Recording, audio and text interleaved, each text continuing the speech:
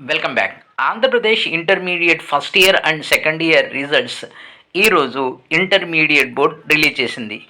ఈ రిజల్ట్స్లో first year and second year రెండు కలిపి యాజ్ అన్ యావరేజ్ 75% విద్యార్థులు పాస్ అయ్యారు. పాస్ అయినటువంటి విద్యార్థుల్లో చాలామంది తమకు మార్కులు తక్కువ వచ్చాయని ఫీల్ అవుతున్నారు. యాక్చువల్లీగా మేము ఎగ్జామ్ బాగా రాసాం, కానీ మార్కులు తక్కువ వచ్చాయని ఫీల్ అవుతున్నారు. అలాంటి విద్యార్థుల కోసం intermediate board reverification and recounting సదుపాయాన్ని తీసుకొచ్చింది.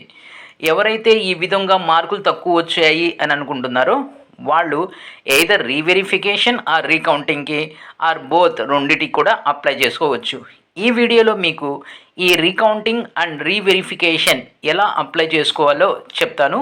అంతకన్నా ముందు అసలు రీకౌంటింగ్ అంటే ఏంటి?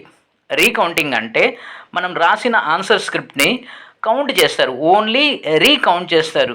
మనకు వచ్చినటువంటి మార్క్స్ని జస్ట్ కౌంట్ చేస్తారు. దీన్ని రీకౌంటింగ్ అంటాం. ఆ పేరులోనే ఉంది రీకౌంటింగ్. అలా కాకుండా రీవాల్యుయేషన్ అంటే ఏంటంటే మన పేపర్ని మొత్తంగా, అంటే ఒక కొత్త పేపర్ని ఏ విధంగా ఎవాల్యుయేషన్ చేస్తారో, ఒక కొత్త పేపర్ని మొదటి నుంచి ఏ విధంగా కరెక్ట్ చేస్తారో ఆ విధంగా పేపర్ మొత్తాన్ని కరెక్ట్ చేసేసి వచ్చిన కొత్త మార్కుల్ని ఇస్తారనమాట. ఇది రీవాల్యుయేషన్ అంటాం. దీన్ని రీవాల్యుయేషన్ని రీవెరిఫికేషన్ అని కూడా అంటాం. రీకౌంటింగ్ అంటే రీకౌంటింగ్, రీవాల్యుయేషన్ని రీవెరిఫికేషన్ అని కూడా అంటాం. ఈ రీవెరిఫికేషన్ లేక రీవాల్యుయేషన్లో మొత్తం పేపర్ రీవాల్యుయేట్ చేస్తారు. ఈ రెండు కూడా రెండు డిఫరెంట్ ప్రాసెస్. మనం రెండింటినీ అప్లై చేసుకోవచ్చు, లేకపోతే ఒకటిని అప్లై చేసుకోవచ్చు. రీకౌంటింగ్ అప్లై చేస్తే కేవలం రీకౌంటింగ్ మాత్రమే చేస్తారు, రీవాల్యుయేషన్ అనేది చేయరు. అయితే దీన్ని మనం ఎలా అప్లై చేయాలి? ఫస్ట్ దీనికి అప్లై చేయాలి అంటే విద్యార్థులు పాస్ అయినా ఫెయిల్ అయినా అప్లై చేసుకోవచ్చు. అయితే ఏదైతే ఫీజు మనం ఇక్కడ కడతామో ఆ ఫీజు అనేది రీఫండ్ కాదు. అయితే ఇప్పుడు నేను ఎలా అప్లై చేయాలో స్టెప్ బై స్టెప్ మీకు చెప్తాను. మీరు జాగ్రత్తగా అబ్జర్వ్ చేయండి, దీన్ని ఫాలో అవ్వండి. ఫస్ట్ మీరు apgov.in ఈ వెబ్సైట్లోకి వెళ్ళండి.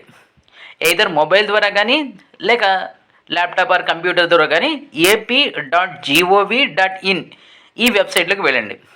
ఈ వెబ్సైట్లోకి వెళ్ళిన తర్వాత మీకు హోమ్ పేజ్లో స్టూడెంట్ మెనూ బార్ మీద క్లిక్ చేయండి. స్టూడెంట్ మెనూ బార్ మీద క్లిక్ చేయండి.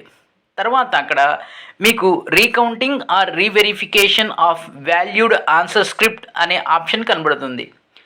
Recounting or reverification of valued answer script అనే ఆప్షన్ ఉంటుంది, దాని మీద క్లిక్ చేయండి. ఆ క్లిక్ చేసిన తర్వాత అక్కడ మీకు కొంత మీ డేటా అడుగుతుంది. Like me hall ticket number, me date of birth, తర్వాత మీ యొక్క మెయిల్ ఐడి అనేది అడుగుతుంది. మొత్తం ఈ డేటా మొత్తం మీరు అడిగిన డేటా మొత్తం కూడా మీరు ఇచ్చేయండి.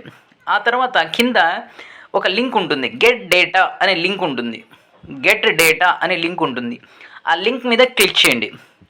లింక్ క్లిక్ చేసిన తర్వాత మీరు ఇచ్చినటువంటి డేటా మొత్తం, అంటే మీరు ఏదైతే ఇచ్చారో ఇన్పుట్, అది ఒకసారి వెరిఫై చేసుకోండి. వెరిఫై చేసుకున్న తర్వాత సబ్మిట్ బటన్ క్లిక్ చేయండి. దీంతో మీ ఈ రీకౌంటింగ్ రీవెరిఫికేషన్ ప్రాసెస్ అనేది కంప్లీట్ అయిపోతుంది. ఇక రీకౌంటింగ్కి ఫీజు ఎంత అంటే, జస్ట్ రీకౌంటింగ్కి ఒక సబ్జెక్ట్కి వచ్చి 260 రూపాయలు, 260 రూపీస్. రీవాల్యుయేషన్కి ఒక పేపర్కి 1300 రూపాయలు.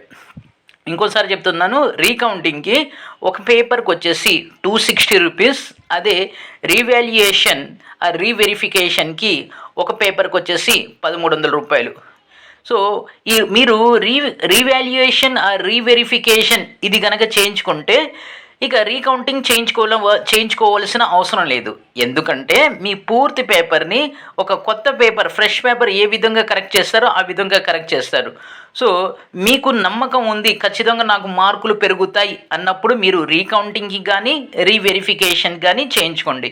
ఇక్కడ చూడండి, రీకౌంటింగ్కి కేవలం 260 రూపీస్ మాత్రమే ఫీజు పెట్టారు. అలా కాకుండా రీవాల్యుయేషన్కి 1300 ఫీజు పెట్టారు. యాజ్ ఫర్ మీ కాన్ఫిడెంట్, నేను బాగా రాశాను అనుకున్నప్పుడు ఖచ్చితంగా మీరు రీకౌంటింగ్ రీవాల్యుయేషన్ చేసుకోండి. ఇక లాస్ట్లో ఒక ఇంపార్టెంట్ పాయింట్ ఏంటంటే, మీరు ఫర్ అన్ ఎగ్జాంపుల్ మీకు ఒక 30 మార్క్స్ వచ్చి మీరు ఫెయిల్ అయ్యారనుకోండి. సో మీరు బాగా రాశానని కాన్ఫిడెంట్ ఉంటే మీరు రీవెరిఫికేషన్ కానీ రీకౌంటింగ్ కానీ చేయించుకుంటే సో మీకు మార్క్స్ పెరిగి అప్పుడు పాస్ అయ్యే అవకాశం కూడా ఉంది. ఈ విధంగా మీరు రీవెరిఫికేషన్ రీకౌంటింగ్ చేయించుకోవచ్చు. ఇంకో పాయింట్ ఏంటంటే మీరు ఫెయిల్ అవ్వటం కానీ మార్కులు తక్కువ వచ్చాయని డిప్రెస్ అవ్వాల్సిన అవసరం లేదు.